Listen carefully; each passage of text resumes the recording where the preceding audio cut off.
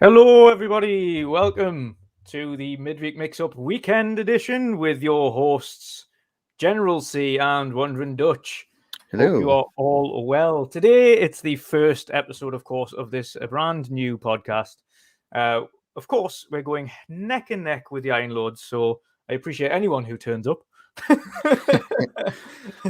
But this is a nice little, easy show for yourselves on the weekend. Nice, relaxing show to mop up essentially all of the little bits of news from the week. But this first show, we're also going to be getting to know the hosts, so both of ourselves, getting to know each other, what we're about, what we're usually up to, our favourite games, etc., and just having a nice little bit of a relaxing time, as well as wrap up some of the weekly news.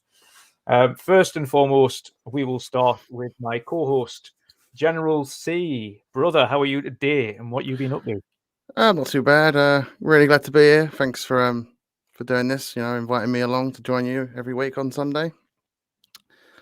Not been up to much gaming wise. Mostly playing just Minecraft, chilled. We had that little bit of a discussion before the show started. So I've just been playing Minecraft Survival World. Used to play Minecraft years ago, but never really got into it seriously. Just the creative side of things, building. So I just started a Survival World, and I just went to town playing it on my own. Just chilling. I think we just started speaking of this beforehand. Have you been playing it then with a little bit of music on in the background, or have you had like a book on, like a book that you've been playing in the background or anything? Or well, when I first started, I just was doing Minecraft without any music and all that. But then, like when I do the building stuff and all that, I just threw some music on. Just when I'm playing, nice and relaxed, just chilling. It's a nice game. It's good for mental health as well. If you're having some like bad times, just throw a chill game on, and Minecraft is one of those chill games, so you can just play it for hours and get lost and relax, and just ease off some of that life stress that everyone has. 100%. It's, I mean, I used to play Minecraft specifically years ago. When it first released, specifically onto like 360 and things like that, is my most played game of all time because I played monumental amounts of it. Years and years and years ago, and I've forgotten who I used to play with as well. But I used to play with a group of guys, and we all have our own worlds and things. And eventually, they brought in co-ops, so you could join each other's worlds, and but we all just spent inordinate amount of time just literally sitting in party chat, just creating our own thing, doing our own thing, but then just chatting to each other about everything and anything, just to chill out. Just one of them nice, relaxing games where you could just focus on doing something pretty chill. Yeah. Yesterday I did play. No, it was the day before yesterday. I was playing a bit of it on the PC and just chilling in Discord with a few friends. So yeah, it's just a nice game. Not a serious game in my opinion. Just one of them games. Sit down, just unwind, either on your own or with a few friends, just chilling. 100%. Like you say, it's the wind down section of it as well. You don't like. You could just. I mean, you could. If you really want a stressful night, then you can put it on like extremely hard difficulty where like things are attacking you like 24/7. But if you just put it on like a nice easy survival and things like that, then you only have to worry about a few things on the night time, and then during the day you can just crack on. Yeah, that's what I'm doing. I think mine's just on normal survival, so I'm just doing my thing, building stuff. And the night time you sleep. Yep, sleep. Daytime back at it. Yeah, absolutely. Awesome. I've been really playing. I did download Red Dead Redemption again because I want to play that again, but yes. What, the first or second one? Second one. Yes. See, I've downloaded it again as well because I'm going to actually play through it all because it didn't come out at a time where there was loads of big open world games, but it did come out at a time where I was invested in other games, and I just didn't have just didn't have the mind frame to start something that big at the time. Yeah. So I've probably played maybe about 2 hours of it or something. I have not played any further than that. I know it's a masterpiece game, but I also know it's massive. It is a big game. Most of it, I just wander around. I love wandering around in that game. Just come across stupid things and see random people doing random stuff.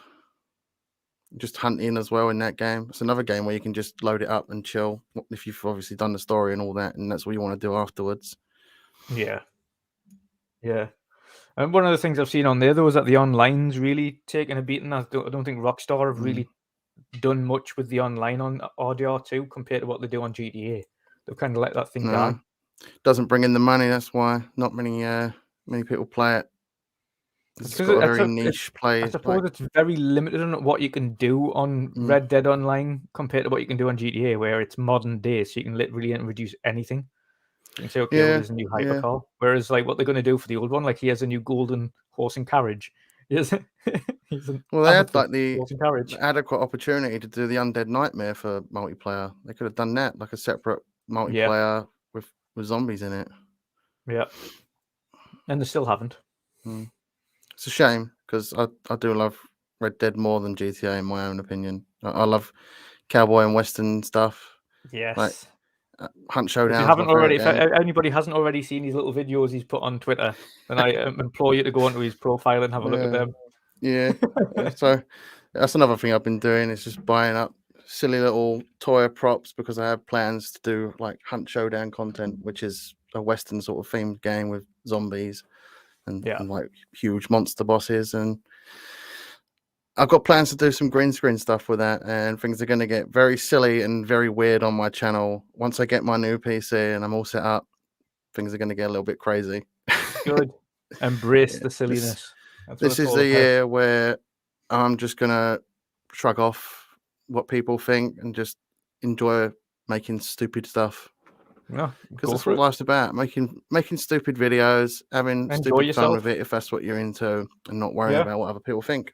Yep, exactly. That's what it's all about. It's what being a creator is about. Once you've got past that little hurdle of worrying what people think, then the world is your oyster because you just make anything, and if it doesn't perform, it doesn't perform, and that's it. And just keep going. Or if you're really, really enthused by it and you've really got a passion for it, and you just keep plugging away until what you want is the best version of itself, and then it'll start performing. Sometimes it just doesn't hit first time round.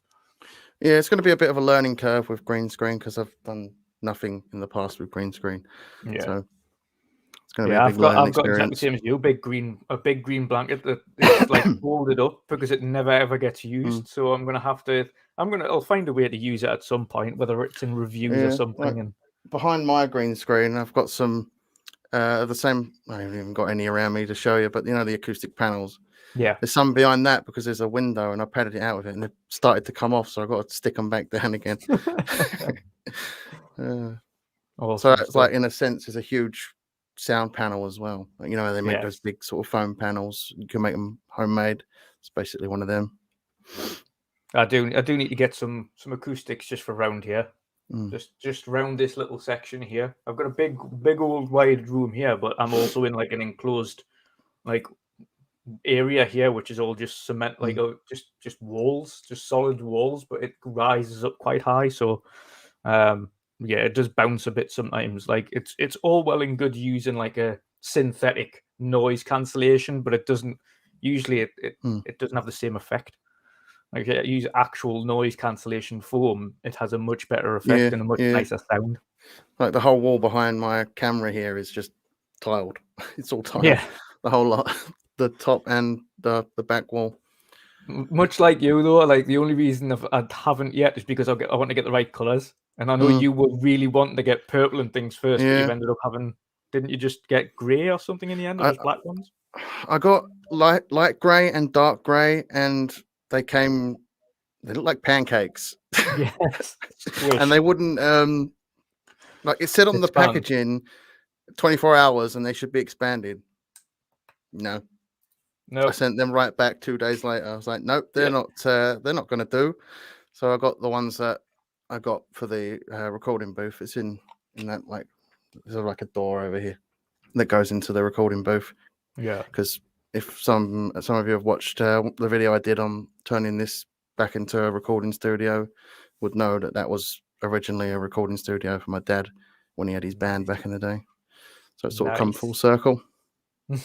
So I just got those basic tiles, and eventually once I get my new PC, because this one's aging and dying.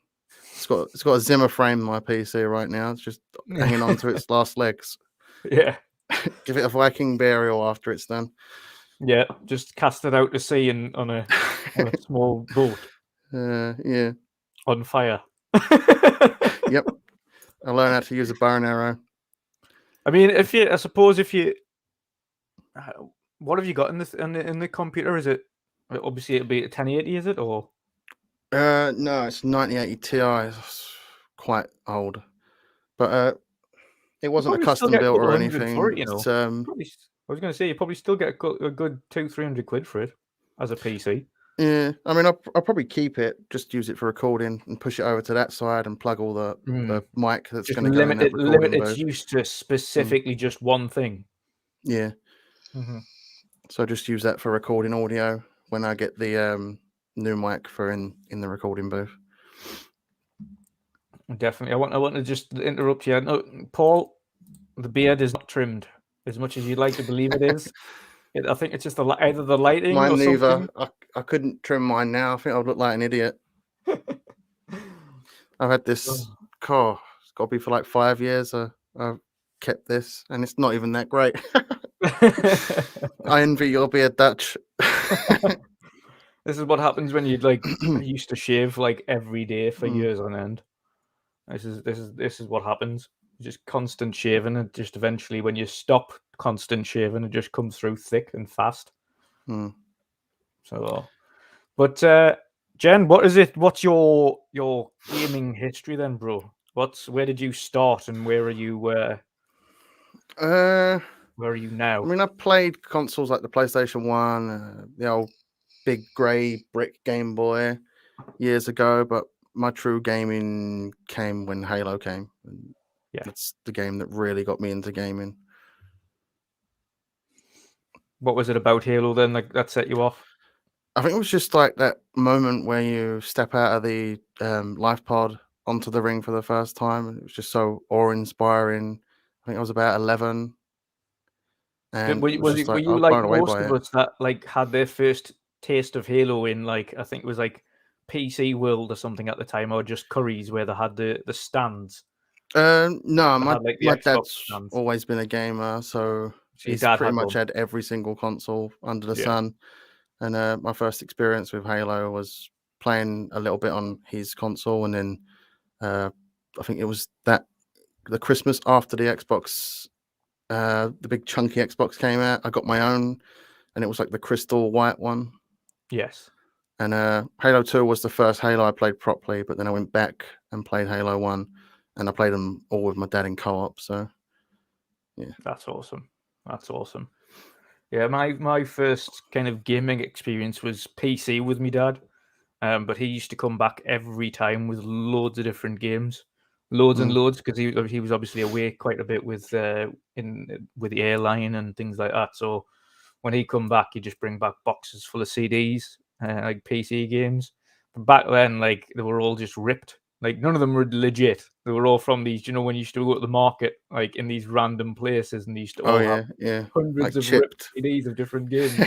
Oh yeah, yeah, and the old chip PlayStation 1.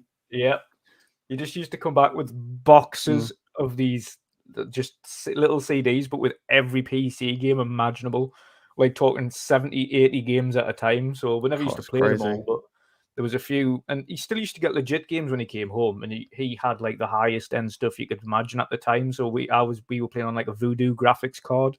Some people that are old enough might remember the Voodoo graphics card on PC, and then that was the original Direct 3D graphics cards and things. And that was awesome. But the ones that got me into gaming specifically, originally, obviously, Flight Sim was one of the main ones with me dad. Age of Empires, Monkey Island.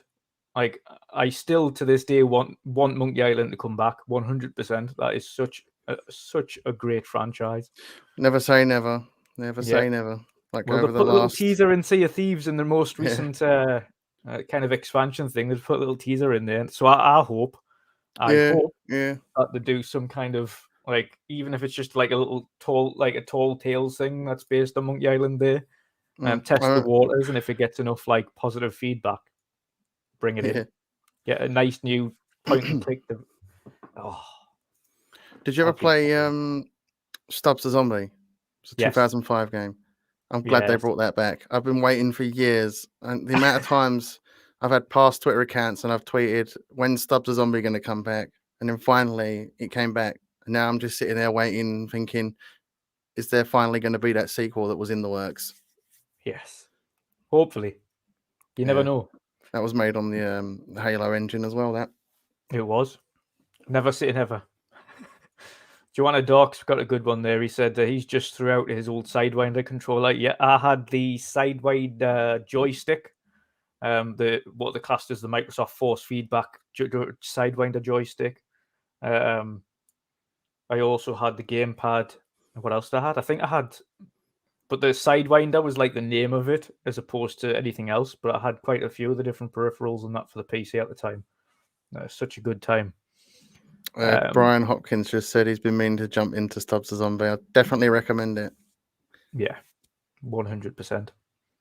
100%. So, other than Halo, Jen, favorite franchises? Gears of War. Yeah. I love the Gears games. I was a bit naughty when the first Gears came out because I pulled a sickie off a skull. And I played that with a friend in co-op at first. That was back when my dad didn't have his Xbox 360 at the time. And then when he got it, we went through Gears co-op together on Insane. And that was a struggle. It was playing that game on Insane co-op. What are the snipers called in that game? I keep forgetting, but the snipers in that game are lethal. Yeah. Like you'll turn the corner, pop, head gone. Yep. You're like, Jesus. That's like the snipers, the jackals in Halo. You know what it is? I think Gears snipers are worse. I think they're worse than jackals and it's even more brutal because on Gears you get your head popped off. Like it's not like you just go down and flop around on the floor like in Halo. Like in Gears, you pop, that's it, head gone.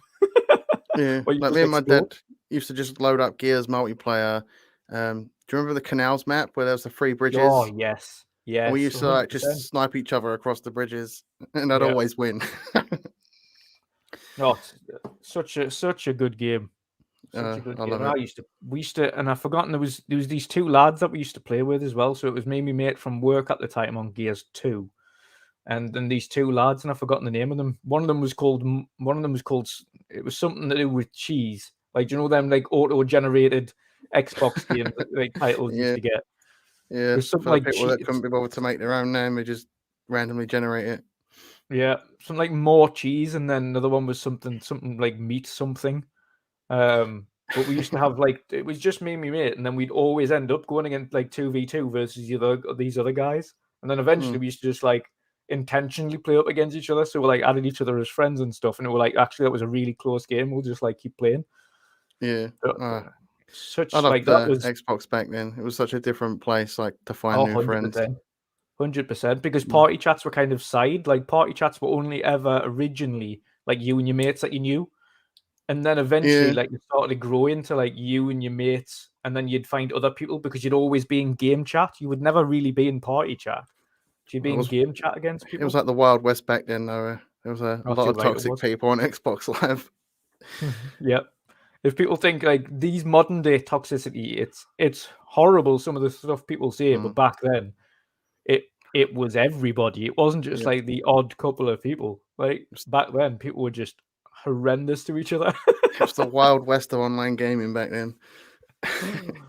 So good. I used to have this one friend. I don't remember his Xbox Live name. And he used to just send me voice messages asking me if I liked pie. Do I like pie? Do I like pie? He likes pie. And he used to just like send me random messages like that. Good times. Good I times. do love Yeah, Xbox Live. like Yeah, Fatal said special there, place he's for got a me. very good point. Actually, people actually used to talk in multiplayer games in the lobbies. Like if you go into any multiplayer game now, all you hear is the occasional person with a headset on, just because he's only because he's listening to the game on a headset, not because he's talking to anybody. So you just hear breathing or You him hear the talking to his controller wife in the moving a lot. background or something. Yeah. You can hear him pushing all the buttons under the sun. You know full well that they're sweaty at online gaming. They're like probably one of the best players out there. Yeah, and then they shit themselves when somebody else talks. Yeah. They're literally like, as soon as you go, oh right, somebody go over here and do something, they're just like, oh, they can hear us, and then they just mute themselves. You're like, oh, for fuck's sake, just someone talk. Or you get that one guy that's complaining about his team, and then one person pipes up and he's like, "Shut up, mate," and then he just shuts up because he's been caught out, and everyone realizes. Yep. Oh, That's funny. But yeah, it was a whole different ball game there. Just insane. It was really good though. Really good. So what other franchises then? So Gears, Halo, naturally. What else? I used to love Pokemon a lot. I haven't played a Pokemon game in years. So back on the Game Boys, I used to have to share a Game Boy with. Yeah, I We did had the two same Game Boys brother. between I had me and my one three Game Boy, sisters. the grey one, the original Yeah. chunky grey one, with my brother. And then we got two Game Boy Colors each, one each. I had like a yellow one, he had a blue one or something. But yeah, we shared a Game Boy for a while. And then also had, but we did have our own versions of Pokemon. So I had red and I think he had yellow. So at least we had our own games. But Yeah, that was a bad most time. of my gaming experiences beyond like before Halo, mostly shared consoles with my sisters. Yeah. Well, that's what it was when you were younger, to be fair. A lot of it was shared, like all the Nintendo, like SNES and NES and Sega Mega Drive. That was all shared stuff back then because we were kids. I couldn't afford a console. So we just got one for everybody. It wasn't like these days where things are a little bit different these days. So obviously, and I think everyone, and even in chat now, admits that kids are spoiled because these days we can go out and we can afford to get kids like a game console each, or we'll save up and get a kid. Like everyone gets a game console, like not just this is shared between the entire family. And back then we all shared a singular thing. If it was a Game Boy, you shared it. If it was a N64, you shared it. Like now, everyone My turn on the Game Boy. Dad says it. Yeah. Or let's not even forget the old dial-up internet when you tried to play PC games back then. Oh, that was awful. The worst. I remember the exact moment when I got Xbox Live. It was Christmas morning, 2005, when the Xbox 360 came out. It's the first time I'd ever played Xbox Live, and my dad, like proper lad, my dad spent all day wiring up that thing, like from the loft all the way into my bedroom. Oh, what a legend! Absolutely respect my dad. He's such a good person. I absolutely love him. A legend. I used to play the PS1 in wasn't even our bedroom. I think it was on the little TV in my mother's bedroom. So we didn't even play it like all the time. It was only like during the day before my mother went to bed. Then we'd be able to go and play on the PlayStation in her bedroom on this tiny little TV with a built-in VCR. You did what you had to do back then as a kid. We had to fight over it in our house. It was in the living room, or there was a console in my sister's room, and we had to take turns. So and I was the youngest, so I was always pushed out. So I didn't really become a gamer until I got my own Xbox. It was only you only got on at the same time when there was like the occasional multiplayer game. So I remember playing like Crash Team Racing or something like that on the PS1, and that was because that was multiplayer. I was like, yes, yeah, we can both play. We don't have to take or turns. Mario Party on the GameCube. Yeah. Oh, well, I love the GameCube. I still say that's probably one of the best. Oh, it is. One of the best, most underrated consoles Nintendo have ever produced. The GameCube was just phenomenal. Like, granted, they went proprietary with these tiny little MIDI discs. Like, that was just ridiculous. Like, why would you build a console that only takes these tiny discs that nobody else uses? Like, nobody even in the playing planet. the Resident Evil remake on that now, it still holds up well. Oh yeah, 100%. Mario Sunshine holds up well. I love Mario Sunshine, and I still, to this day, want a Star Fox Adventures #2. Star Fox Adventures was one of the most underrated games ever, and that wasn't I've even never meant to played it. be. Are you not? No, If I was never really much of a Nintendo kid. if you ever get a GameCube again, and you find a copy of Star Fox Adventures, you will absolutely love it. That was like the first proper like a Zelda-esque open world Star Fox game where you went to different planets and you had to go and oh god, such a good game. Such a good game. And I just even now if you bring up like YouTube and have a look at it, it's just such a wild thing. But on YouTube. The story behind it as well was never meant to be that. And it was like because Ray made it. And they were coming up with different ideas, and eventually they were just like, right, we're doing this Star Fox Adventures game, and it was just phenomenal. Like, such a great game. And I know, of course, typical Vin. There's not a day goes by when he mentions Skies of Arcadia. Never say never. That's what I always say. If I've learned anything, like I said earlier with the Stubbs the Zombie thing, if I've learned anything, it's never say never. Happen one day. Yeah, it'll happen one day. It'll be just when you give up waiting for it is when they'll go, there you go, mate. There it is. Yeah, there you go. Have it. Or a HD remake or something like that. Just upscale it and port it to the new gen. Because that was pretty much me with Stubbs the Zombie. I totally forgot about it for years. And then my mate Martin, he messages me on WhatsApp and he goes, look at this. And I was like, no way. Are you literally trolling me right now? So yeah, I was excited to see that. I think that was like announced that it came back on one of Nintendo streams, and I totally lost my shit when I saw that. It was so good. You get those times. Honestly, it's just insane. Just insane. I want to give a massive shout out to everybody in chat so far. So I can do this now. So Smooth Dog, obviously, massive shout out to you, Patcher, Marion the Mad, of course, Studos, Gamers Watch, of course, was in here earlier. Harry, get well soon, brother. Yeah, Paul AFC, the Metalhead, Meisuko, back from the dead. Who else have we got down here? Fatal Enigma, of course, and Marion the Mad. Of course, if you haven't already seen on my channel, I want to give a shout out to Fatal as well. He's going through a really rough time at the moment.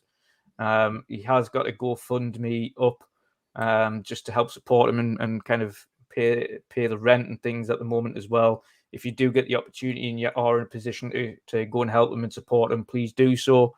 Obviously, he's going to be back on his feet soon, no doubt about it. But obviously, with the help of the community, we can kind of help him kind of get through the next month or so and get those keep the roof over his head for the foreseeable if you can. If you go onto his Twitter page, there should be a link on there. I retweeted it earlier as well. So we're all behind you, Fatal brother. We'll get you back on your feet. Keep your chin up, mate. Keep your chin up. Yeah. Marion the Mad, of course. Massive shout out to you, Brian Hopkins, Xbox Mick, Muppet, of course. Who else have we got here? Who else? We've got some new people down there as well. Mr. Joanna Dark, hello, sir. Stubbs is my game, he said earlier. Sourblow Gaming, how are you, brother? Nice to see you. Hertog Vin, of course, asking if I've shaved my balls yet. No, not yet, mate. I haven't got the kit yet. Oh, we do have a special birthday boy to say happy birthday to. It's Pat's birthday, isn't it? Pat's birthday, yes. Happy birthday, Pat, if you're there. If you're there, you'll be there in the background somewhere. I think he's still playing PUBG at the minute or streaming, but yeah. Pet and Pluck, hello there, sir. Risk it for the biscuit, hello. Who else? Jesper, hello there, sir. Awesome stuff. Thank you, everybody, for tuning in. Of course, it's the first show of this one, so we're just getting to know kind of our little bits of backgrounds and things, just having a nice bit of relaxing, fun time. Of course, Pet and Pluck. Awesome stuff. Awesome. But yeah, so I started on both PC and PC was the first one that I was playing on properly. And before that, my uncle had the Nintendo before the Super Nintendo come out, so the NES. Then he had the Sega Mega Drive. When I was way younger, I don't remember it though. my mother and my father used to have the Commodore 64 and all of that. So really old school ones, well before my Never had time. any of them. Not in Yeah. my family. I think my dad had played them when he was younger, but Yeah, when he was young, yeah. That's the same with never me. My experienced them dad had myself. them ones, not us. We never seen them. And some lucky person, because when we moved back over to England as well, some lucky person got those because they just kept them in the loft and they didn't have, because then as well, it wasn't like just you couldn't move over to England via plane. So it was like getting everything into big cars and things and taking the ferry back. So it was only as much as you could fit into a car. So all of that stuff got left behind in the loft of our house in Harlem. So That's a shame. isn't it? But yeah, so the vast majority of my time was spent PC and then the old school consoles, and then PlayStation 1, then 360 and GameCube, then PlayStation 2, skipped PlayStation 3, then Xbox One, then Xbox One X, and PlayStation 4 Pro. And then, of course, the current gen. At the moment, I have the Switch, the Series X, Series S, and the PS4 Pro. And whenever the PS5 in the UK decides it wants to be readily available, then I'll think about investing in that as well. But right now, it is physically impossible to get a hold of them. Yeah, Every time I'll be someone grabbing says, a "Oh, look, there's PS5 at stock some in," point this year. yeah. Every time someone says there's stock of a PlayStation 5 and such, by the time you check, which is like less than a minute later, it's gone. So it's impossible at this stage to get a hold of one. That's why they put the old PlayStation 4 back into production. Yep. They got something to compete with the Series S now. Well, that's one of the beauties of obviously just not long upgraded the laptop there, and obviously on a 30 series laptop, and having these PlayStation games on Steam and things now, it's just an unbelievable. And the only reason I don't play it on the PS4 Pro isn't because it's slow. It's primarily because it's extremely friggin' loud. And like, I don't say that as a meme. I say that in absolute 100% genuine.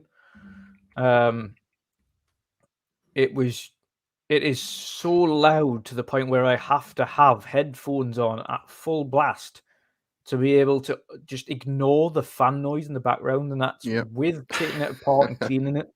It's so loud. Like, I can't literally just have it on speakers on the TV because I'd have to be blasting the speakers. It's obscene. It's like It's a just fighter not jet getting worth ready it. to take off. Yeah, it's just not worth it. So at some point, I'll probably, once I've got the PS5, I'll probably hook up the PlayStation 4 Pro over here somewhere to have it streaming if I ever want to stream PlayStation games. But nah, it's too much of a hassle. So I am so glad they've brought on the PC because they run better, they look better, perform better. They are the best versions of themselves, and that can enjoy it in quiet, peace and quiet. Yep, I've not played on my PlayStation 4. God, it's got to be for like 2 years now. The last game I played on it was The Last of Us Part 2, and don't want to go any further with that because I think the last game I turned on the PlayStation directly was Ghosts of Tsushima, and I haven't finished it yet. And the primary reason for that was because of how fucking loud the console was. Oh yeah, I did get Ghost of Tsushima, but I didn't actually play it. Yeah, so it's I just sitting want on my to. PlayStation 4. Yeah, I've got an absolute backlog of games that I can't wait to dive back into when I've got the PlayStation 5 because they're not going to PC this year. Ghost of Tsushima might go to PC at some point this year. Days Gone already has. The Last of Us Part 1 and Part 2 might do, but probably not this I year. think The Last of Us 1 will when the remake comes out. Yes, That'll be their 100%. first day and date. That's where I'm going to guess. Yeah. Is where they'll Yeah, start I'd agree dating. with that as well. Because why release the first one on PC? Yeah, and the decide to first one's release already back compatible with every PlayStation known to man, so if there is a no-lose situation there, they can. So yeah, They could I'd agree release with it that as one. a twin pack, the remake, and then part 2 all at the same time. Yeah, and then exactly the same and I know Vin's been playing on just a regular PlayStation 4 at the minute. I know he's going to get a PlayStation 5 as well when he can. but he's just finished Last of Us Part 2. I'm yet to finish it, to be honest. And that was, again, a lot of my PlayStation games have been hampered by the fact that once you've been on the next gen and everything's whisper quiet and performs so much better, going over to an older gen, like your previous gen consoles, is a ball ache for several reasons. Like, Loading thankfully, with the One X, times, frame rates. yeah. But thankfully, with the One X, at least it's still quiet. But with the PS4 and the PS4 Pro, they are fucking loud. Like, obnoxiously loud on the fan, and that's Yeah, because that's they all I've got haven't. is the slim one, and it's really loud. But the PlayStation consoles in general, and there's a reason that they're loud, is because they put the fans facing the top of a shell. So when the fans are spooling up, there's nothing. It doesn't go anywhere. It literally just creates a hot console, and a really loud hot console because it's restricted for airflow. With the Xbox consoles, you've got like the Series, you've got a big gaping hole here. Granted, it looks like a friggin' Walkman on the Series S, but you've still got a gaping hole so the fan can properly extract the air, and then it's got vents on the sides. And with the Series X, you've got the fan at the top where it's got a big suction thing, so it sucks all the air up and out. And with the One X, it had loads of vents everywhere around the side. The PlayStation it's just not ventilated correctly. It never has. That's the reason why it's so loud. It's just not ventilated correctly. And the PS5 is exactly the same thing. And I can see later on in the generation, with people, a vast majority of like gamers like us will be happy to just take it apart and give it a quick clean and things every now and again. But normal households, that shit is going to get loud. Yeah. And you always get that one person that sells their console on eBay to someone that wants to buy it secondhand, and it comes jam-packed with dust. You get that for free. Oh God, yeah. I'm glad we don't live in America though, because you've seen some of the disassembly things from repair guys in America where they open up and there's cockroaches and all sorts. Oh, God. There's a channel I watch. I can't remember the guy's name. I'm not actually subscribed to him, but like occasionally his videos will pop up in my feed, and I'm like, oh, I'll watch it. And there's one just like infested with roaches, and I was like, I'm glad I don't live there. Yeah. I'm so glad that's one thing we don't get in the UK is cockroaches. The worst thing I've had come out of my console was a spider. Yep. Yeah. Me mate years ago, he had, this was in his old flat, but he had like a tiny little colony of ants that had made his way into his living room. So he had like hundreds of little ants just floating around his console. I was like, what the fuck is going on here? But they'd obviously made their way indoors through like a tiny crack in the wall or something, and just like started marching towards the first warm thing. So obviously that just needed vacuumed out and cleaned and things. But that was just, that was obscene. That was weird seeing that. And he was like, that's where the idea for Grounded came from. yeah, exactly. Exactly. Oh dear me. But yeah, that's been absolutely awesome. We're going to get into some of our weekly news. So we've the first couple of things. I mean, what topics have you got together today, Jen? What have you found? Mainly the whole NFT thing with Troy Baker. Oh God. Yeah, do you want to go into that? Do you want to elaborate on what's been happening? I should really have had his tweets up. Let me quickly find it. But yeah, like basically he's deleted them now. He's deleted them. But yeah, basically he was like trying to push these NFTs from this NFT company to do with like voice acting. Yeah. And it's like a big weird thing. Like it's an AI voice generated. So basically if someone bought the voice of said actor that was selling their voice on an NFT, they've got that person's voice forever. Where's the logic in that? Yeah. Is that person then going to get royalties from that person? No, because it's a one-time sale. So, like, kind of makes voice acting redundant if you're going to do that. Yeah, completely redundant. It turned out, I was watching Yongye's latest video on it, and it turned out that company had been involved in using someone else's NFT work without their permission, and they just like altered it slightly.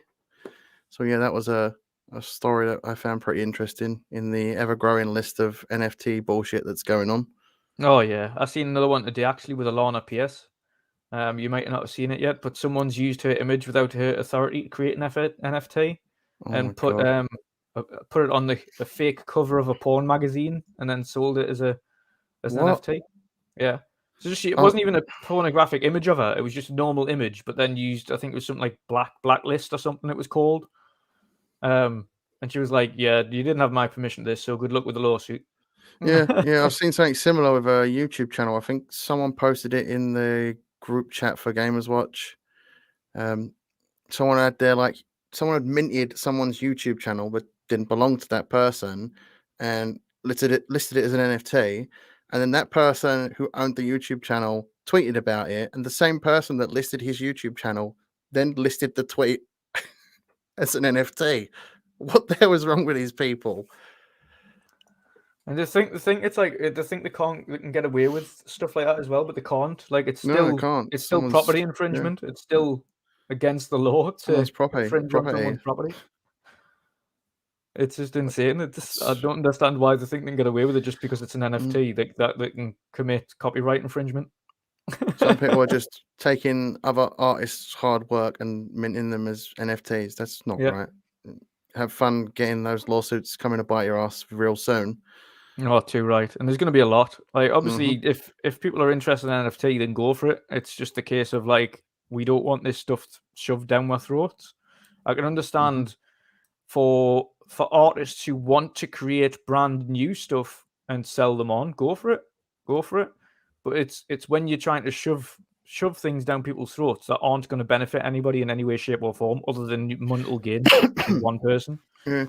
I think it was one of the guys from Linkin Park came out and said about something to do with, imagine being able to use your character's skin on Valorant in Fortnite. Yes. And I'm sitting there thinking, it doesn't work like that. All the game designers had to come out and say, no, this doesn't work like that. Good luck trying to get Epic Games to put that skin in the game. Yeah. It doesn't make no sense.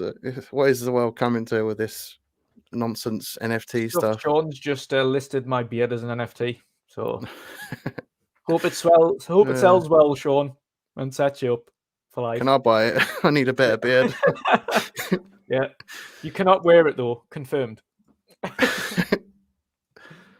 I'll just I'll have it over the camera here where my beard should be. So I'll just stay still and I won't move, and it'll be there the whole time. Yeah, you're just like that. But yeah, I mean, other things that I've obviously we've come across now this week, in the last couple of days, there's a couple of different rumors and one definitive. So of course we have had some, and I'm just going to switch this over now quickly. Boom. So you've now got a little bit of gameplay for you guys to watch. So enjoy that.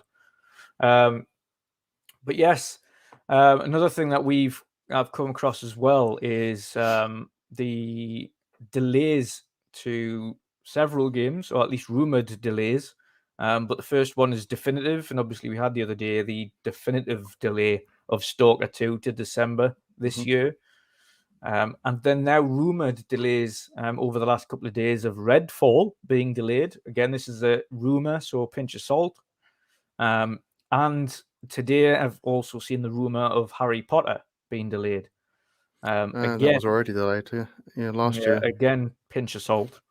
We don't know. I think if anything's going to be delayed, it wouldn't be Harry Potter. I think it would be Avatar.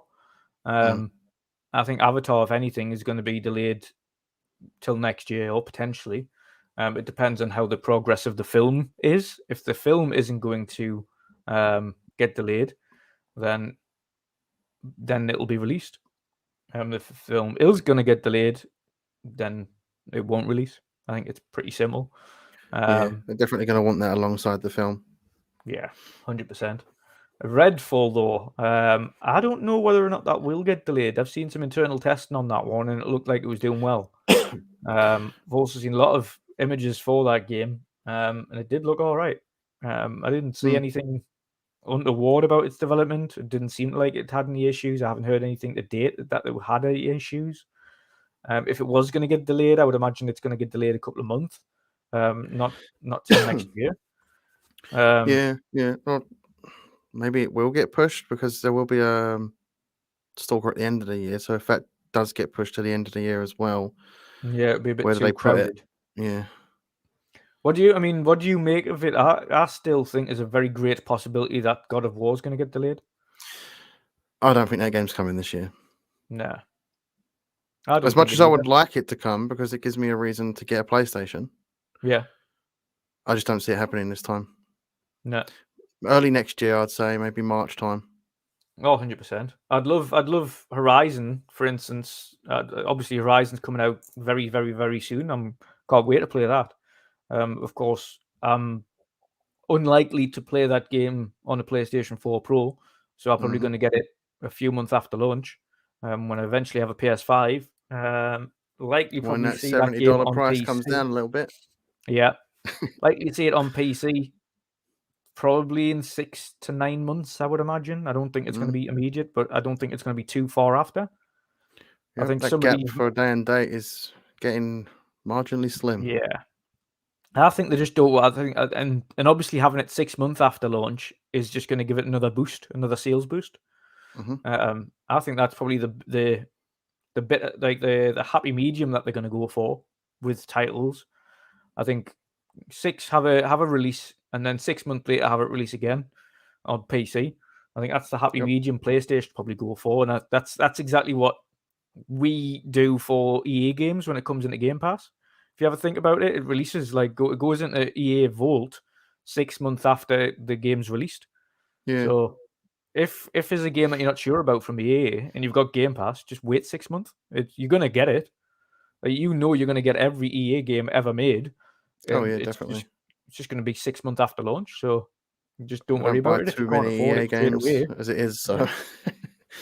I think I'm patiently waiting for that when Battlefield finally comes to it. I'll try that out then. Yes. Yeah, that's exactly what I'm going to do. And it's not going to be long. Battlefield will be on there soon. It's going to be, I think it's another 4 months or something. Then Battlefield's on there. So Yep. And by the time it goes on there, hopefully all those problems that people are still having with the game are then fixed. 100%, 100%. And then I'll play it and happily play it. But up until that, yeah, I'm waiting on it. I did have it pre-ordered, and then I played the beta, and I was like, nah, I refuse to pay £70 for this. I didn't even play the beta. I installed it and everything. I just didn't get around to it. It's a good job, really, because the way everything interacted, the bullets and everything like that, it just didn't work. I saw Angry Joe's review on it and the like all the clips he had in it from all these different people with different issues they were he having with played the the game. released version. That's the thing. That was the released version. It was even worse beforehand when I played it, and it was still bad when he was playing the released version. Just a mess. Just a mess. These both Call of Duty and EA need to take a step back, work on the game for a couple of years, and release it. Stop doing these every year, bringing out a new title, first-person shooters, because it doesn't work anymore. Yep. Black Ops likes Cold of War is Apex, still in a bad Apex place shadow now. dropped. Yeah. Yeah. Apex shadow dropped, and that stuff that game works. Halo took a I long remember time, when and Apex granted, dropped as well because I was installing it to play it and I got right into that game the first few months and then just slowly got bored of it. Yeah. And Halo, again, as much as it was missing things from a working perspective, that game worked. Like, the bullets hit, everything felt good, the gameplay was immense. It had It its was such teething issues, but it weren't nothing like what we've experienced in the God, past no. with some of Yeah. these multiplayer games at launch, and they're just so broken. Like, the vast majority of Halo's teething issues were desync. Like, desync is still an issue. I think it's quite a hard one to really fix that one. It's a bit of a strange one because that's like a weird ping issue, like essentially disconnecting from the server without being disconnected from the server. Yeah. But that'll get ironed out as well. But out of the three, it was in so much of a better place than the rest of them from a technical standpoint. Like, the net codes on both Call of Duty and on Battlefield were just fucked, just shite. You think they'd take that as a hint to say maybe it's time we stop this yearly release of these games? You would hope so. I would hope so. I mean, we've been saying it for ages. Yeah, but at the same time, all you're going to do is, it might do that initially, but then every year that is going to get less and less and less until people just stop playing. Yeah, and it's starting to happen now because I think Call of Duty Vanguard is the worst selling COD in, was it 14 years or so?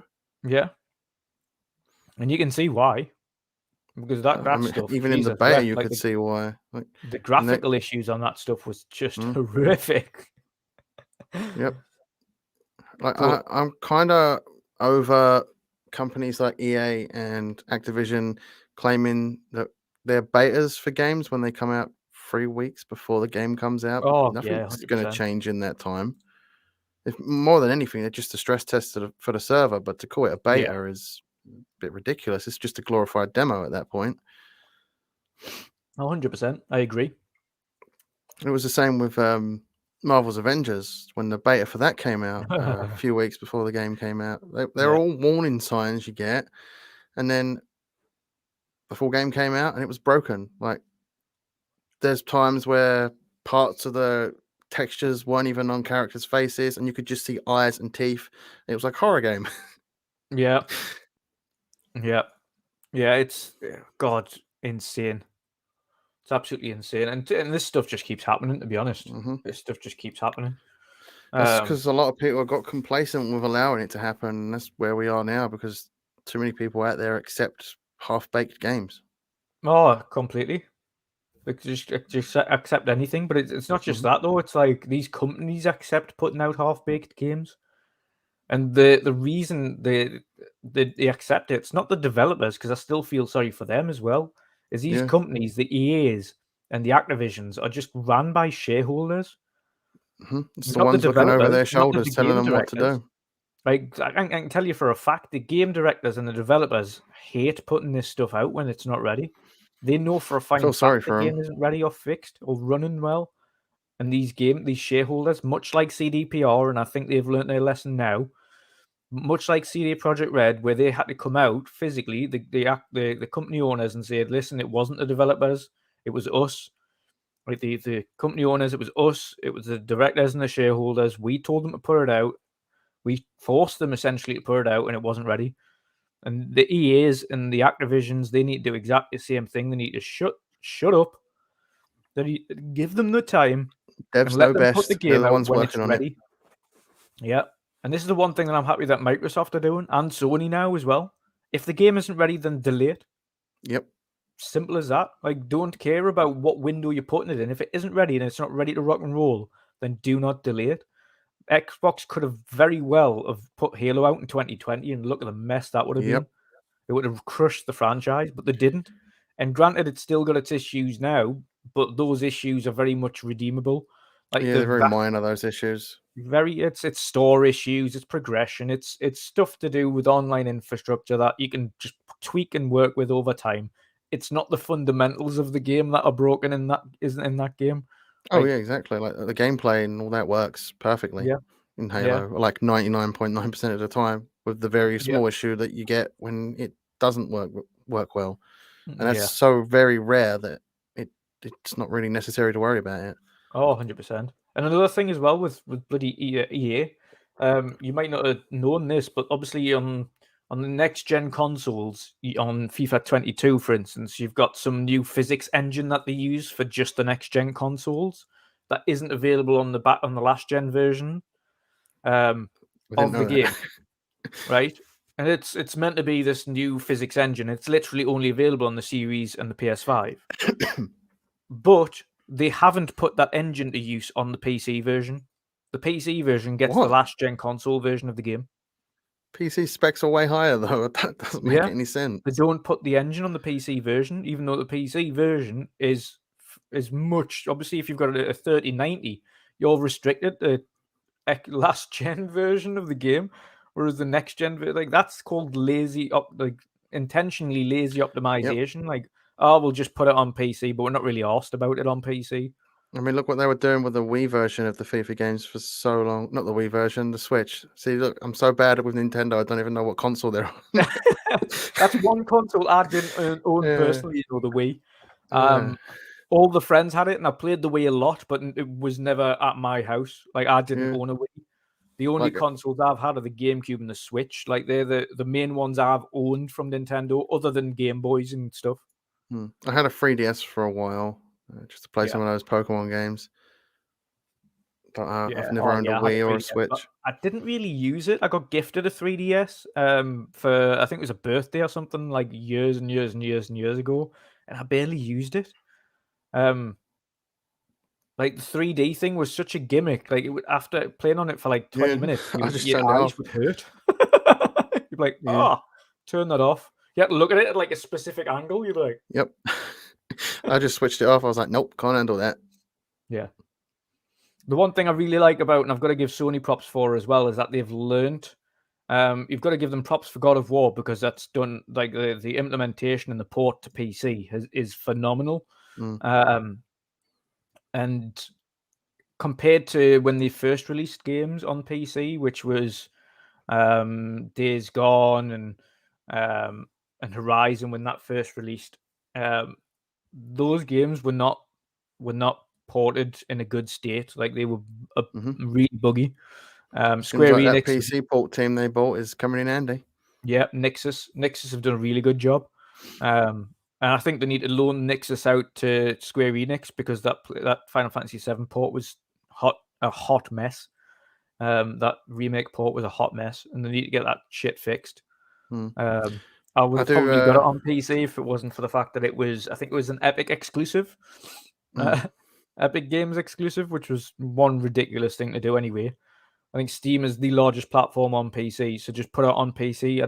Epic need to stop doing these. I don't get that like exclusivity to online stores. It's all for PC anyway. Why? Yeah, it's still on the same platform. It's just an app. Yeah, it makes no difference. You just like exclusively to a launcher now. Why? It makes no sense. Yeah, PC game. It's a PC so game. Backwards. I do like the fact that you get a lot of free games on that Epic Games. Oh, that is really good. It begs the question how much Epic are paying for these games, though. I'm building up a hefty backlog of games on my PC. I'm not even done with my backlog of games on Xbox.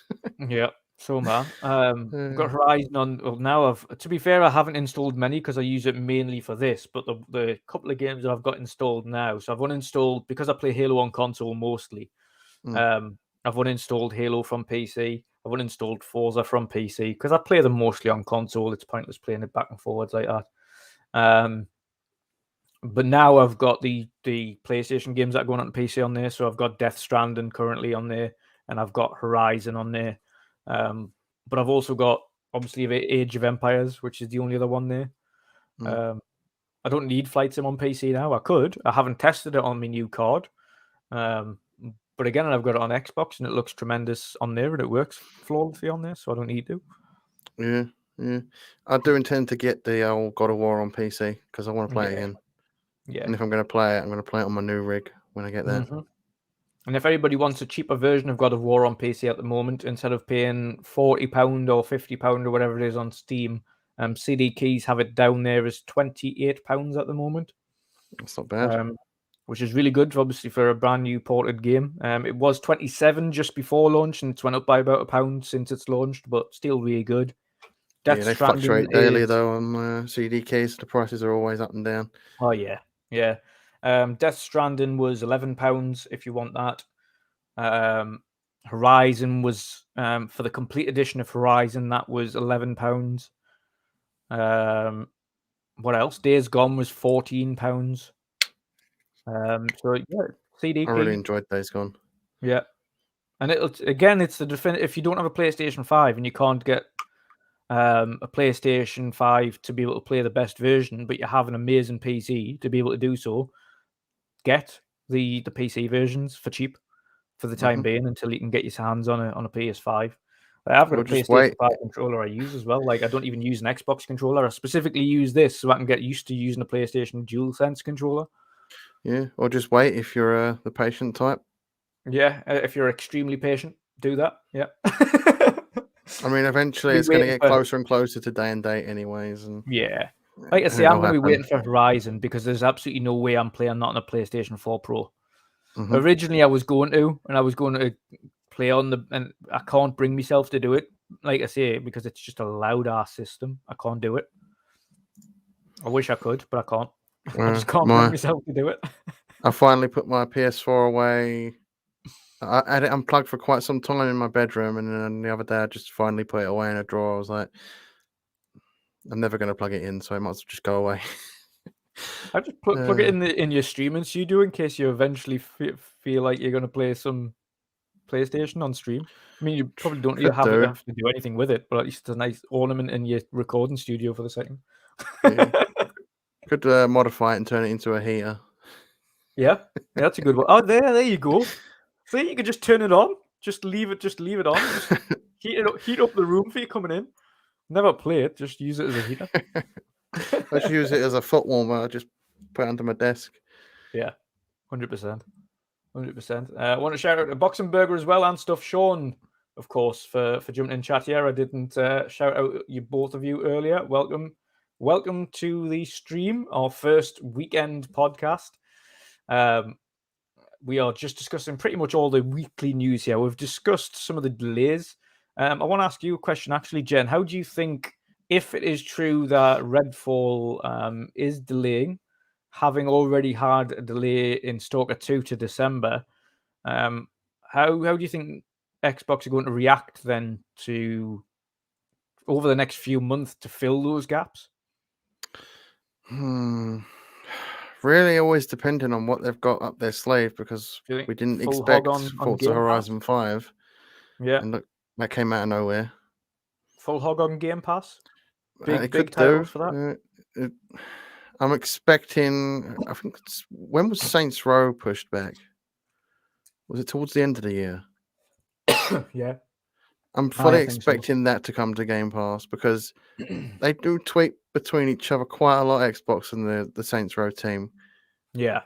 So I'm expecting that to come to Game Pass, and that could be a big one. I know a lot of people are complaining that it's not the same Saints Row, but that's kind of what you get when you get a reboot. It's not going to be the same Saints Row you knew and loved before. Yeah, and I think with it being a reboot, that's gonna encourage them to put it into Game Pass, just to say, listen, we don't know whether or not it's gonna have the same hit as the previous ones were, so we're gonna launch it into Game Pass. And it has got that like the Saints Row community is sort of mixed between hating it and loving it. So putting it in Game Pass could be a good thing, maybe on both PC and Xbox. Yeah, no, most definitely. And one from Stuff Sean there, he says Gotham Knights or Suicide Pants, and I will pee with excitement. I think either of them are a possibility at this point, because they don't have advertisement rights with either platform. There's no one definitive platform that has the rights to advertise those. So I personally think that one of those could probably be in there. August 23rd for Saints Row. So yeah, that's a possibility for if like I say, it's a pinch of salt. If Redfall does get delayed, which is meant to be a summer release, then August 23rd for Saints Row would put that into the summer window. So that would be a good Game Pass day one resolution, I suppose. I'm not going to say it will get delayed, but yeah, if it does, I can see it coming. You know, the thing is, though, is if it was a game that we'd seen a lot of, you'd be more concerned. We haven't seen anything legitimately, not illegitimately. Of course, we've seen a lot of pictures and things and on forums of behind closed doors stuff and leaked images, but legitimate gameplay footage, we haven't seen anything of it yet. So, and it didn't have a penciled in release date, it had a release window. So if it does get delayed, it's no harm, no foul, really. They wanted to release it in this year. If it does get pushed back, we haven't seen anything of the game to be upset about it. Yeah, it just needs it. Yeah, Sean, I want to say it's not like I don't like Arkham, because I do, like I say, I like Batman. I like specifically the Dark Knight series. I wasn't really a fan of the previous cheesy Batmans from years gone, with like Arnold Schwarzenegger as like Iceman and all that stuff.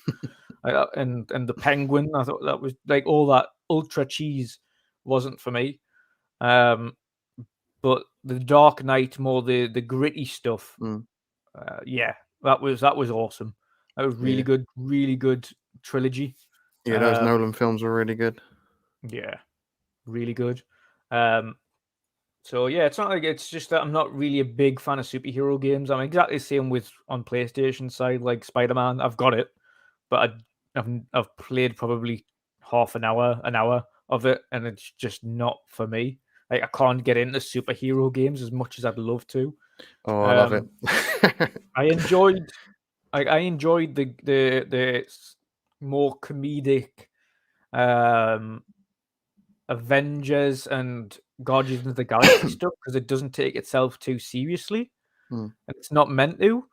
But when it comes to like the likes of Batman, for instance, that's meant to be more of a serious type thing. And like I say, the games itself kind of still swayed into like I know the Batman guys. For the Batman guys, specifically with likes of Arkham City and things, they still had some of the older, like cheesy, like the cheesy penguin. I think was in one of them.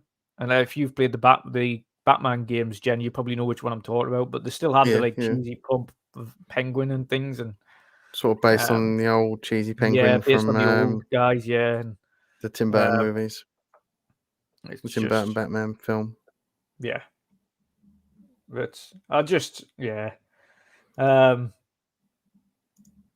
it is what it is. But I think we shouldn't be too disheartened. There's a lot of big games coming out, very big games coming out over the next few months. Of course, you've got Horizon if you're a PlayStation player coming out. If you're not, you've got Elden Ring, you've got Rainbow Six Extraction, which is going day one into Game Pass. You've got Dying Light 2, which is coming out soon, and that is a mammoth game. 20 hours if you're only doing specifically the campaign, or 100 hours if you're doing campaign and side quests, or 500 hours if you're doing everything. So there's plenty of content there. If you're a Nintendo fan, you've got Pokemon Arceus Legends. You've got lots and lots of games coming out over the next few months that'll keep you occupied. Evil Dead, I forgot about that one. Evil Dead games coming out as well. That'll be interesting. Yeah, that's one I'm looking forward to. My dad's a huge Evil Dead fan, so I'll probably be playing that with my dad. The good thing about Evil Dead is that even the series of Evil Dead films never took themselves seriously. I remember the first time I ever seen an Evil Dead film on the TV, and I was like, "This has to be a comedy. Like this can't be serious," because his hand got chopped off and then started like running around the floor and then stuck its middle finger up at him and then ran away. I was like, "What is going on in this film? Like, am I tripping balls?" Yeah, like the very first Evil Dead was pure horror, but it actually got banned. And then that's when I think Evil Dead 2 was pretty much a repeat of Evil Dead 1, but they took it in a more sort of comedy-orientated direction so that it wouldn't get banned. Yeah. Oh, God. I do like the Evil Dead series. Yes. Fun, campy horror sort of experiences. Good time. Another thing as well, I'm going to get Latte off my tash. PSVR 2. Are you a big VR fan? How would you see PSVR 2? Would you like Xbox to get into it? Would you avoid it and get a Quest for the PC instead? Or Quest because you don't even need a PC for Quest 2? I'm on the side of not really fussed about VR. Yeah. It's not really for me. I get motion sickness just getting in a car. And I had the first PlayStation VR, and I know everyone says that that's not a great experience for VR, but if I get motion sickness from the simple things, is there any point me trying or wasting money on something that might not be good for me? Yeah. And I don't really know anyone in my close net of friends that has VR that I can even try, so it's not something that I'm too bothered about. The first time I tried VR was that Samsung Gear VR. Before, and then I tried the likes of Vive and things like that. But the first one I tried was Gear VR, and I could see the potential on certain things that you could do, and there was certain cool little games and things you could do. But it was more for me. I loved VR for the experiences people were able to create with 3D cameras. So my favorite things to do on VR back then was download things like roller coasters that people had recorded with 3D cameras. So they'd sit on the front of a roller coaster with this like all-encompassing 3D camera, and you're essentially in the position of whoever it is that's put that camera there. So it was absolutely awesome. And like when That's it pretty went cool. down, you would feel it. You'd be like, holy shit.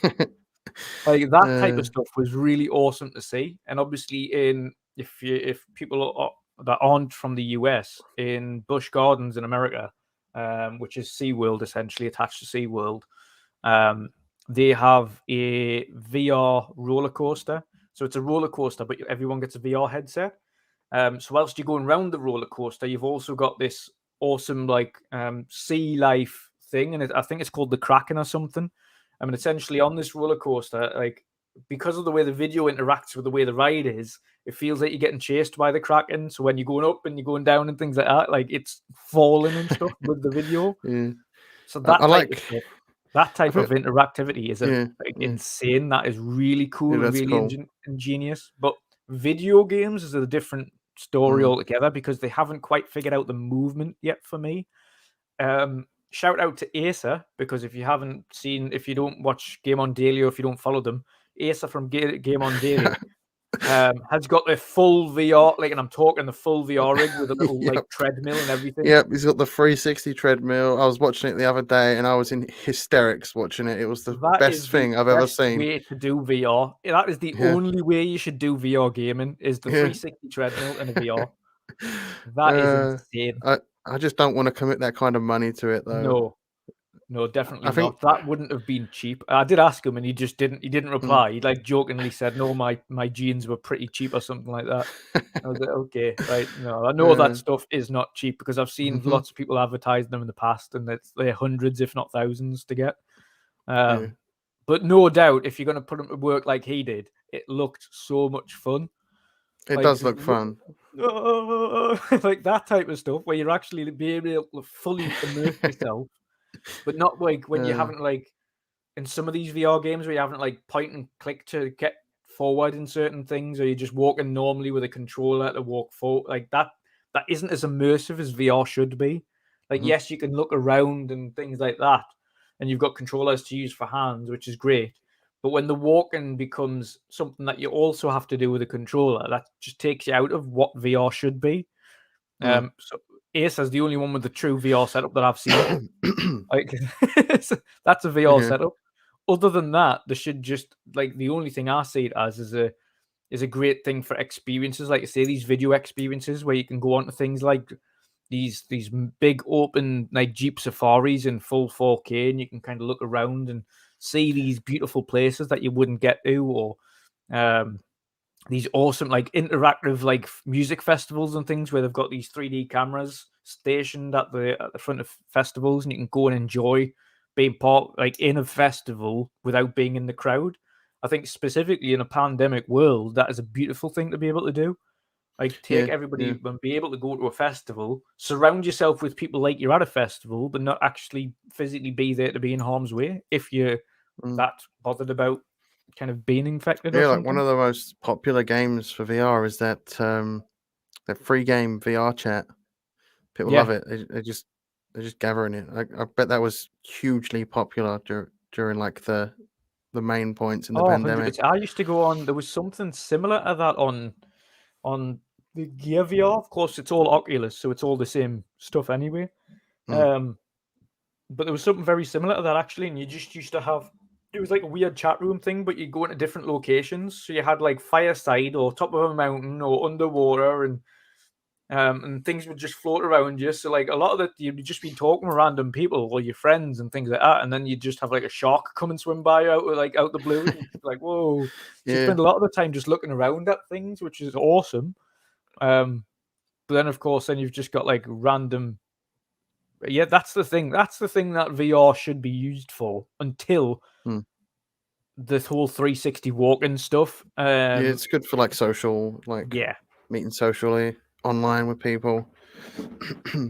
all that type of stuff's awesome. Like I can understand, like I say, experience for me. VR's for the experiences. Mm, I'd probably invest in a cheaper VR like the Quest, with it being like sub £300, just for the experience side of things, not for the gaming. Like I'm not bothered about the gaming at this point because I think until I've got like the expendable money to be able to do what Ace has done, and the room in my house to be able to do what Ace has done, because that's another thing.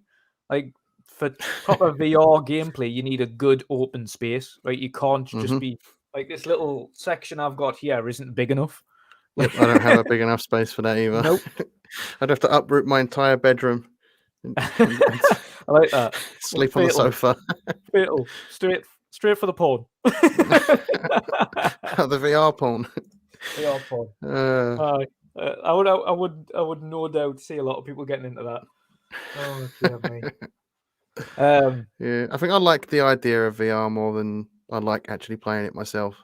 Yeah, I think, like I say, I think if they can bring out a VR headset that is catered around like a mid-ground one, so it's catered around people who aren't bothered about the gaming aspect and just want the experiences. Like more either the social activity experiences or the like I mentioned before with things like the music festivals and things like the roller coasters and essentially for the creators that create things with full 3D camera rigs. That type of stuff is fascinating to watch, and I'd be on it for hours and hours and hours trying out new things like that. Like VR cinema as well. Could you imagine that? Like just sitting down watching a film in VR with a bunch of people. They do kind of have them. They did have one on the Samsung Gear one that I did. But you could go into like a cinema-esque thing and just put on anything on YouTube and everybody will be watching it. And you can They have select that like on the next thing to on go that on. VR chat as well. Like you just put the link of Yeah, you like put the the link in YouTube and then video it you plays want to that watch, video next. and then yeah. So that's pretty cool. That type of stuff's cool. And like I say, it's a good social thing. So if you want to hang around with mates like in person, but not in person, that's a really cool way of doing it.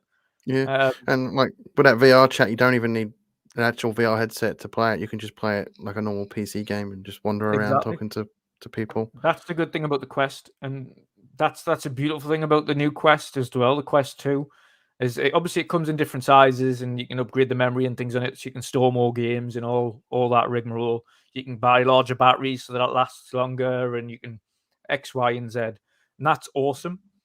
And now because it's wire free and you don't need to play it with a cable, or you don't need an expensive gaming rig to be able to play it, I think that's a great gateway into people trying VR.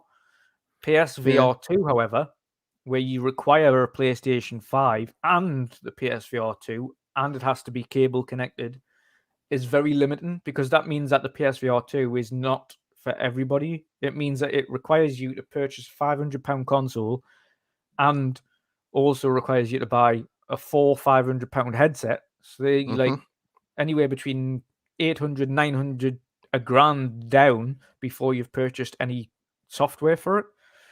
So it's already limiting, and it doesn't have the store like Oculus have, where you can just have these little experiences on it. It's it's games or nothing. When I had the first PSVR, I didn't really play it too much. Like most of the games on it were glorified tech demos more than anything. Is this just going to be another sort of thing like that, or are the games actually going to be big games that last 8 to 10 hours? Yeah. Or are they just going to be quick load up, play, you're done 2 that's hours why later? they're saying, yeah, I've seen a lot of people say this as well, and they're saying they need to work on a deal. Like PlayStation need to work on a deal to get Half-Life Alyx over to PSVR 2. And I can see why, because Half-Life Alyx was the best game to come out on VR. Yep. One of my mates played it, and I think it was like an 8 to 10 hour game. Yeah. Like a proper game experience, not just like a 2 hour blast and you're done, you take your headset off and then you go back to playing the usual game you would play. Yeah, it was a fully fledged AAA VR game, like the first proper one. They are launching with an experience. They're launching with Horizon for Forbidden West kind of game. Forgotten what the name of it is. Experience, just the tech demo. From what I've seen as well, it kind of looked like a on Reels type of thing. And again, that to me isn't my VR. What was that horror game? They had the on the rails sort of spin off with it. Yeah, the shooting one. Yeah, the shooting one. Like it's weird because like I was playing that, and then because it's got no actual like proper motion tracking. Yeah. All of a sudden, like I'm almost facing the back of the couch when I had my VR headset. When I took my headset off, and I was like, "Well, how did I get there?" Yeah. So you always end up in like these weird spots, and you don't know where you are, and it's kind of disorientating when you come out of that. Yeah, I mean the games that would benefit from VR, if it's to a high degree of quality, unlike the first PSVR, which had integration with, well, should we say integration, had a VR version of Gran Turismo, which was very low resolution. If you can get a high res, crisp looking driving simulator game and or flight simulator, that's a different story because you're in a cockpit, you're in the driving seat, you can look around, it's getting you a little bit more like you're driving whilst you're on a sim racing rig or anything like that. That I can understand because that is then makes it feel more realistic for people who are doing sim racing. It makes you feel like you're in the car whilst you're on your sim rig. I can understand that. Same for flight sim enthusiasts. VR rigs for flight sim would be insane as well for if you're doing cockpit views and you can look around and click the buttons that you click in the cockpit at the right times and things. Yep, understandable. But for first person shooters and things, unless you've got what Acer has with the 360 walking rig, it's it's rubbish. It's not what VR is in my mind. Like full virtual reality is complete interactivity with the entire space via legs and arms. Like Beat Saber is good because you only need certain couple of things to do it, and that's one of the biggest games on VR, Beat Saber. Um, basic things like that perform really well, but shooters still a long way to go until they get them down. Yeah, Very like long way to go. especially with the PSVR being still restricting you with the wire. Maybe Yeah, PSVR 3 will be better. yeah.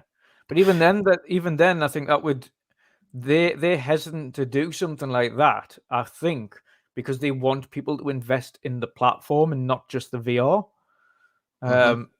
If they realized that they could have the platform and Yep. sell its units and software for that particular platform separately, as well as the PlayStation 5, they would still make good money on it. Like Yeah. restricting somebody to have to buy a PlayStation to get a VR is only going to stop people from buying the VR. They should be making the VR headset as a VR headset that works with anything that's compatible with VR. Yeah, exactly. But then they'd have to give it up to Facebook and Oculus. Yep.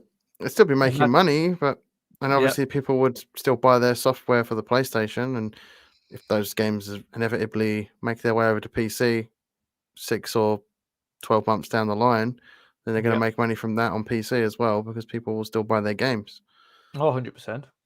100%. So it begs the question, do you think Microsoft needs to enter the console VR space? I say the console VR space because if anybody isn't aware already, Microsoft already have several third-party deals in Mm. place with the likes of HTC, with the likes of well, there's several. I've forgotten the names of them all now, but Dell, but their own one. Um, they have, I'm sure even Samsung, they've got deals in place for. They've got a lot of deals in place for third parties to create VR and AR headsets for PC. There's hundreds of them actually. Mm. 30, 40 variants of these different headsets that they've created for PC. So they've Yeah. already got the choice, but they haven't got into the console space. Do you think they need to? I don't say need, but do you think they have to just kind of cross that one off the list and say, yeah, we're involved? If or when they do it, I think Microsoft will do it as a thing that works on everything, a VR system that works with everything that's VR compatible. Yeah, they won't just get into it for the sake of getting into it. Mm. If they do it properly. Yeah, I think at the moment they're probably going to take a long look at PSVR 2 and see what's done with that, and then they may or may not commit to it. Yeah, Because yeah, if I can see that. PSVR 2 is just going to be this another small niche thing, I mean, I don't know many people that even bothered to buy PSVR the first time around. Yeah, So, yeah, it was a couple of million out of 120 million. I mm, think it sold like 4 million or 5 million or something out of 120 million console players. So it I got wasn't. mine, and pretty much, I think it was 4 months later, I got rid of it because I played everything I wanted to try on it. Yeah, and the thing is, as well, is like people always like to compare that always like to compare PSVR's sales figures against PC, but when you have a look at PC, there's many options for VR. So comparing a singular one versus the entirety or one VR headset on PC isn't a kind of like for like comparison.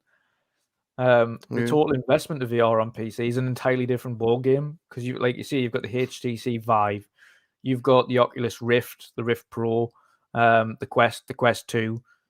You've got then all of the different other variants of AR and VR headsets from third parties that Mhm. are on PC. So the overall kind of VR player base on PC is entirely different, and it's a entirely different storefront as well compared to PlayStation. Yeah, and that's why I think if Microsoft are going to do it, they're going to do it for multiple platforms and not just the console. And like I said as well, I think because they've already got all these deals in place and they've got all these headsets already working on PC, for them it's just a case of integrating it to Xbox. Yeah, just like using the software. Yeah, They probably will come out with their own headset, and it'll be yeah, all singing, all dancing, teched out. But you'll still have the option to use another a VR headset. I don't think Microsoft or Xbox will make that restrictive kind of no, I thing like think they did with the you'll be Kinect, able to where use it's pretty just for much console. It'll any be that's yeah, compatible with the console. Yeah, as long as it's up to like standards with where VR is at that yeah, point, then it will come as whatever VR headset you've got at that time, if it's good enough, will be yeah. capable of playing the games on it, Oh, regardless 100%. of the system. 100%. That's what I think as well. It's if they are going to do it, then do it properly. Mm. Um, if they're not, then Yeah, I'm go not big. really too fussed. Yep. And they don't want to do the thing they did with Connect, where restrict it to one platform, because that would Oh be a yeah, mistake. 100%, 100%. Um, I mean, It's the Connect same ended as up, if they were ever going to take another look at Connect. I think if they were to do it now, yeah, they'd make it usable on PC and anything else that's capable of being compatible with Xbox. yeah. Oh, 100%, 100%. Ah, interesting indeed. Personally, I'm not too fussed either way. For me, VR, I've always liked just for the experiences, not so Mm. much the games. The games I don't think are there right now. And like I mentioned before, unless you've got the rig like Acer does, where it's all singing, all dancing, it's not worth it. Like the Yeah, VR yeah. experience is not up to scratch yet to the point where it's worthwhile jumping into. The experiences for me on a personal level are down to the work that people do with 3D cameras, like high spec 3D cameras. These like interactive roller coaster things you can do, or these safaris, or like exploring the world, or music festivals. Things like that are awesome, and I enjoy those. Like the VR chat things where you can go and chat with your Hmm. mates at these random locations. They're quite cool. Think daft little games like mini golf and stuff. That's funky. Yeah, Um, and the atmospheric type games as well. They suit yes, like horror games perfect for VR. It's like a yeah, match made in heaven. It yeah. makes the horror games 100% more horrific. At the same time, though, I mean, even the likes of Resident Evil, etc., would be much better in VR with one of them 360 things because that you'd Yeah. be able to run away, physically run away, as opposed to just like click, click, click. On top of that PSVR2 thing, do you think that Capcom might have a VR version of Resident Evil 8 in the works for PlayStation VR? Yeah, I would assume so. Probably for PSVR and PC, I would imagine at this point. Mm. Yeah, I don't see why not. I think the success of the last one was one of the best implementations of a VR game that came out, I think. Yeah, I didn't get to play too much of it because, like, obvious makes me nauseous being in VR for too long. Yeah, but what you But played, it was good. what I played, it was pretty good. Yeah. Yeah, I think it was one of the best implementations of it. I know what you, yeah, I know Jesper mini golf in Dutch is midget golf. In case you didn't already know. Yeah, I've played some midget golf over in the Netherlands as well. There's a little midget golf place in Haarlem. It's awesome.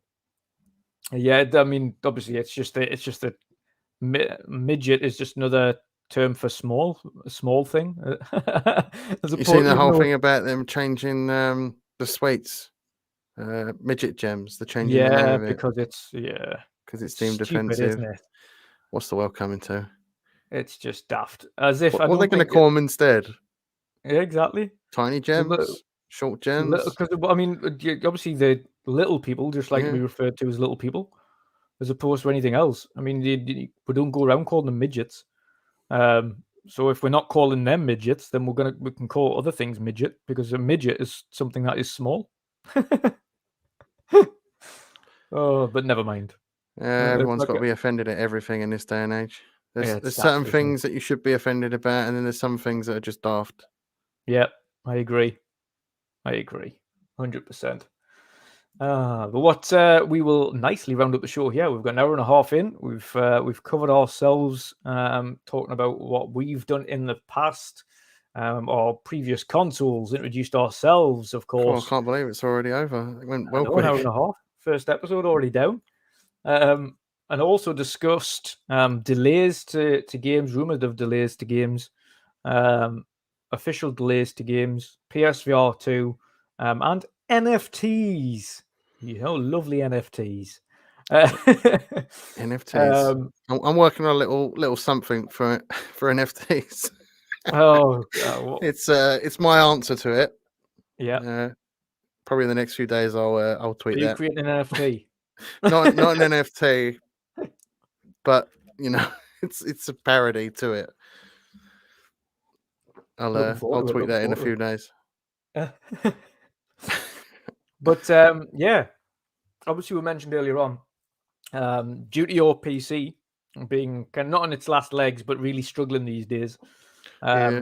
Obviously, it's put a little bit of a stop to creating loads of new content, but no doubt you probably try and do a little bit of streaming here and there. But what else have you got coming up over the next few weeks, etc.? What are you going to be up to next week specifically? Anything you're going to be playing? Where can people find you? I'll probably be playing Minecraft some more. I am going to be on Gamers Watch recording Tuesday. So if you love the old Gamers Watch guys, I'm going to be on there again. I'm also on Risk It for the Biscuits show on Friday. At the wee hours of the morning. Nice. So that should be fun.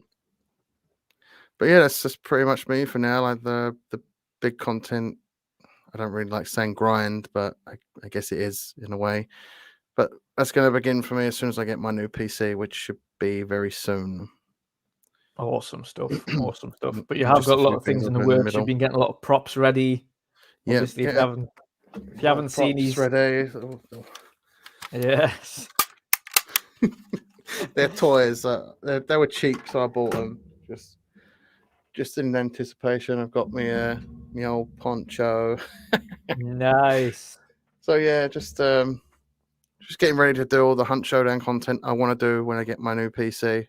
So that works well with the fact that you're playing Red Dead 2 again as well. You could wear all that stuff for a Red Dead stream. Yeah.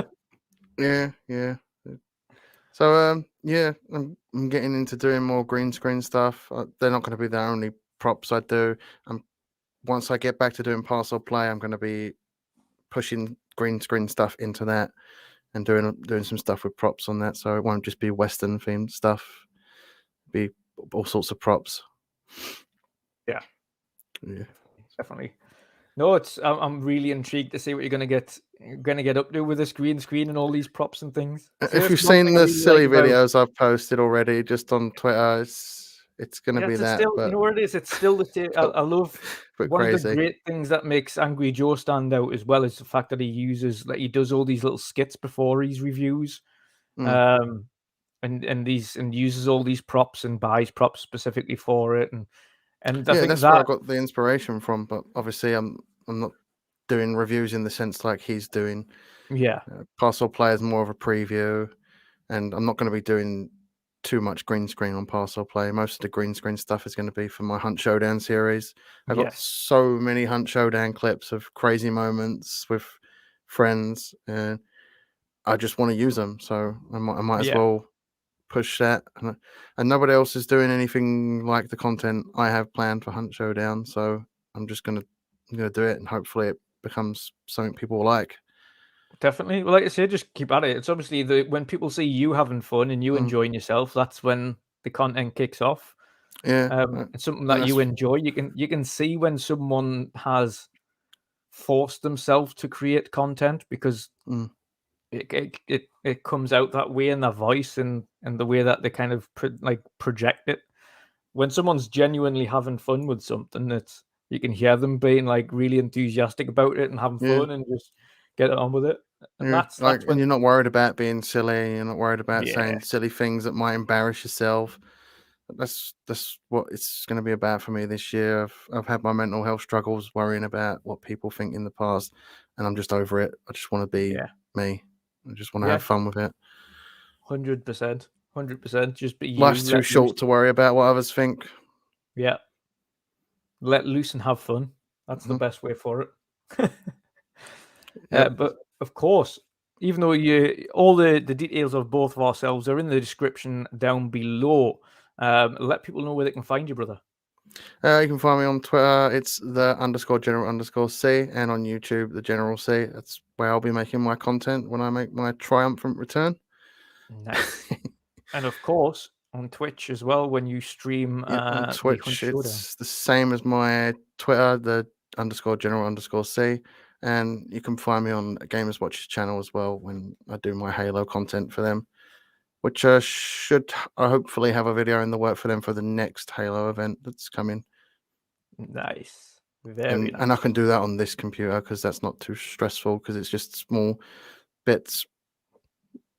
So small little videos between 3 to 5 minutes long for the Gamers Watch channel. Yes. And to be fair, them Halo videos are doing very well on their channel. Even though Harry doesn't shut up complaining about it. Yeah. It's doing very well. It's doing very well. It's a reason I can understand why he's having to go at it, but it's justifiable. in another sense, Harry, there's a lot bigger and worse problems with a lot of other games as well. Halo, understandably, because it's been getting developed for so long and they've promised X, Y, and Z. But I'm not griping about it because I've seen games in far worse state than this. I've actually not really been playing too much Halo. I played a bit during the Tenrai event. I got up to level 10 or 11. So yeah, not really been playing too much of it from it, to be honest. And I've got till May to finish off the battle pass, so I'll do that.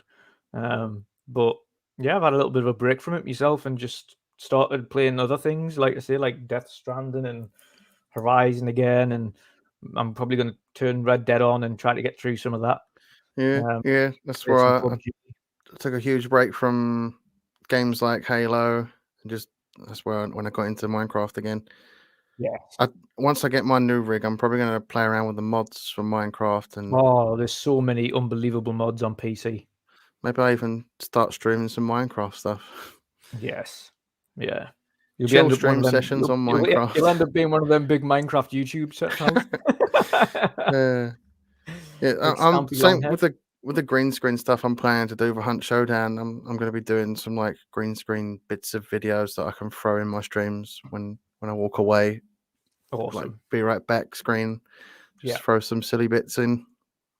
Yeah, that would be good for green screen. That'd be really good. Then you could just put it on a loop where you've got a few different things, but every now and again it'll switch up and do something else.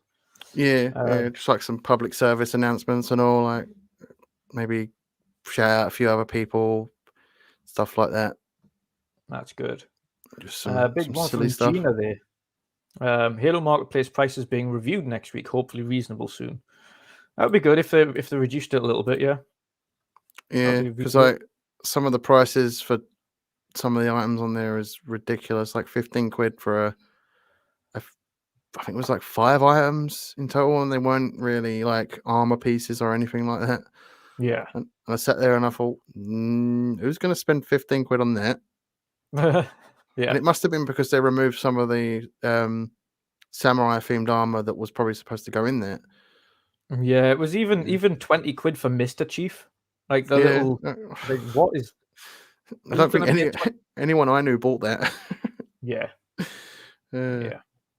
But yes, never mind. Of course, you can find me On Twitter at WandrinDutch, YouTube, of course, right here at WandrinDutch, Twitch on the Midweek Mix-Up Collective, and that's about it. Of course, back on Wednesday for our usual Midweek Mix-Up podcast. And tomorrow, Pat has a new video as well dropping, asking the question, is PUBG back?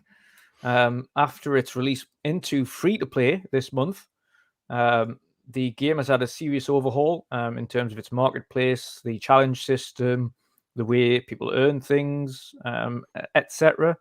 Gameplay still remains relatively the same. Of course, there's the new map on there as well. So if you have been off PUBG a while, you want a chance to go and play it, now's the time. Check that out. I'll have to check that out for sure. Yep. Been a long time since I played PUBG. Yeah, definitely. Now is the time to get back into it. Again, it's free to play, so if you don't already own it, you can just download it and play it. The challenge system's there. If you've played it before but haven't played for a long time, you'll have a little crate with 3 or 1300 G coin in there, so you can get yourself a couple of weapon skins. So yeah, if you haven't played it for a while, go back, give it a shot, see if you like it now. If not, no harm done. It's free to play. Yeah, happy birthday again, Pat. Yeah, a massive happy birthday, Pat. If you're around somewhere, no doubt, or asleep, finish your stream now. But yes, it's been absolutely awesome. Thank you, Jen, for joining me on this new Sunday show that we've got going here. Okay, mate. Nice, relaxed Thankful that you asked me to join you every week. Yeah, it's been awesome. It's been really good. Looking forward to doing this actually every Sunday evening. Yeah, it's going to be a blast. Winding down, just chatting about anything to do on a Sunday. Yeah, awesome stuff. I hope everybody else has enjoyed this nice little bite-sized podcast as well for a Sunday. Of course, you can follow us, please, if you don't already. Drop a like, share it out, and subscribe. And hopefully you like the further episodes, of course, to come in the future. No doubt we'll kind of be expanding upon it and kind of discussing a little bit more topics in the future. With this being the first one, we want to kind of get introductions. I'll be a little bit more prepared next week as well. Yeah, I'll have some stories, new stories saved that I can just pull up easy. Definitely. And what we will do as well is, unlike big podcasts where we have like 45 minutes on a specific topic, we'll kind of cover off our impressions and we'll discuss the topic as we have today. With things like NFTs, you see, and we discussed it for maybe about 5-10 minutes tops. Yeah, more like quick fire sort of topics. Yeah, so it's a quick fire topic. So we'll mention it. We'll mention why we're talking about it, and then we'll give each other a very quick opinions on it, and then we'll move to the next topic. So at least everybody can kind of get up to date with what's been happening. So if you don't have the chance because you've been at work all week or anything like that to kind of keep up with everything, then at least you can dive straight in and catch up with the weekly news, whether that's good, bad, or indifferent. Hope you all enjoyed the show, though. I hope you have an awesome rest of the evening. Thanks for coming by, everyone. It's been a blast. It has indeed, yes. Thanks for everybody who's jumped into this first show. And we shall see you all again next week for another episode of the weekend edition of Midweek Mix-Up. Have fun, guys, and see you all again later. Bye-bye.